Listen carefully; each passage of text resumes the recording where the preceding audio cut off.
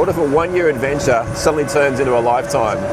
24 years ago, I headed off to Asia to teach at an international school in the Philippines. And I'm still here. I'm still traveling around. Not in the Philippines, I'm in Bangkok now, taking a bit of a tuk-tuk ride into the park. But 24 years living in various countries around Asia, teaching in international schools. And this happens to a lot of us. A lot of expats head off for a short term, and it turns into a whole lifetime and a whole life change. I'm going to map out in this video the 5 reasons why people head to Asia and they often never head back. Let's go. The main reason people head off in the first place is often to do with money. And there are incredible savings potentials in Asian countries. I've worked in some of those places where some of the salaries are really, really huge. Places like Singapore and Hong Kong and China. And it's possible to save, even working in an English language centre, you could be saving $1,000 a month. But in the top tier international schools in places like Hong Kong, Singapore and China, you actually might be earning in excess of 5, 6, 7, 8,000 US dollars a month. And in some cases that's after tax.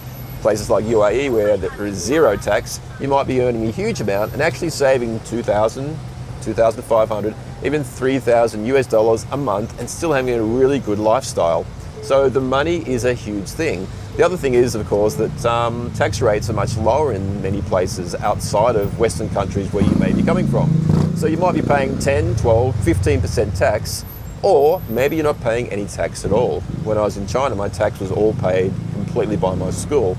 If you're working in UAE, places like Dubai, you will not pay any tax at all. So of course, even though the expenses might be high in some places, the tax-free benefit gets you incredible amounts of savings potential. Number 2 is quality of life. Because you've got those higher salaries and because the cost of living is so low, your quality of life can be much higher. So I've been living in accommodations that probably I wouldn't be able to afford back home in Australia because the cost of living here is so much lower. The other thing is I've been able to afford to travel extensively, so every single holiday, even a short holiday or even a long weekend can be a travel opportunity, and I can afford to travel.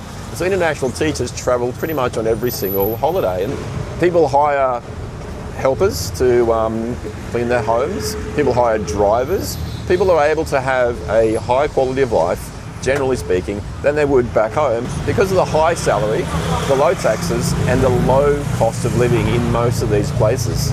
Number 3, the reason that a lot of people stay is actually because of their career. They find that their career progression is much faster. You have opportunities to move regularly, and when you're moving, there are opportunities to be advanced in your career. You get lots of support and lots of professional development, but you also have sort of a streamlined pathway to promotions, and you can become a head of department very quickly. You can become a curriculum leader, you can become a vice principal or even a principal. And of course the salaries go up remarkably at that point, but the point is that you could be in these positions at a much younger age than you might be able to back home.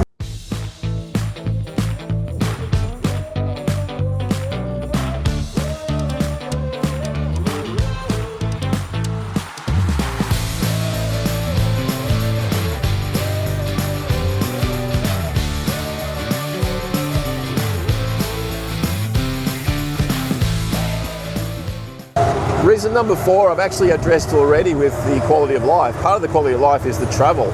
So the 4th reason that people stay abroad is because the travel opportunities are amazing. And sure, you might travel home sometimes, but you might be doing this once a year, and you might be having 3 or 4 trips to various countries around the world throughout the year. So the travel opportunities is number 4.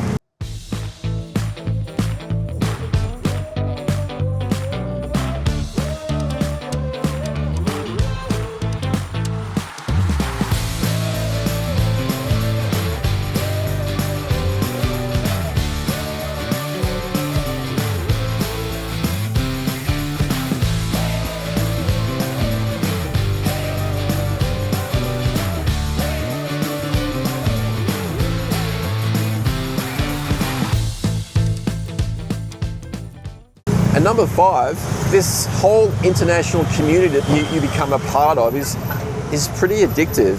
You meet people from all around the world, you'll have some incredible colleagues, you'll teach incredible students, you'll be a part of an international community that sticks together, that socialises together, that participates in events together, and this sense of community becomes a really, really big part of teaching overseas.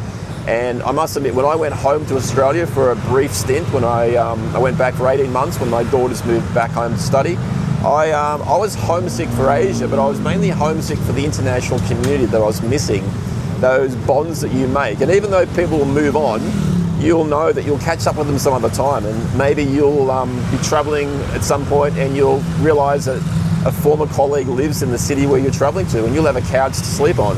So this international community is one of those extra things that is really, really important. So often we think about going home, and very quickly we realise that actually our quality of life is much better where we are. Now, I know a lot of us will probably head home to retire, but I'm a little way away from that still. But after 24 years, I think I'm probably going to clock up at least 30 years overseas before I head home and retire. And then when I do retire, I'm probably going to retire sort of half the time back home and half the time somewhere else in Asia, largely because of the quality of life, the cost of living, all those other things that I've talked about in this video. And it really is a great option. It becomes addictive, this whole international living, this travel lifestyle, and especially for international teachers where the communities are really strong and you make lifelong friends. And you're also being respected in your profession, earning a lot more money, saving more money, and having generally a better quality of life. Now, if this resonates with you, check out the description. There are some resources there to help you get started if you're interested in becoming an international school teacher. And please subscribe and like this video, and I will see you in another one.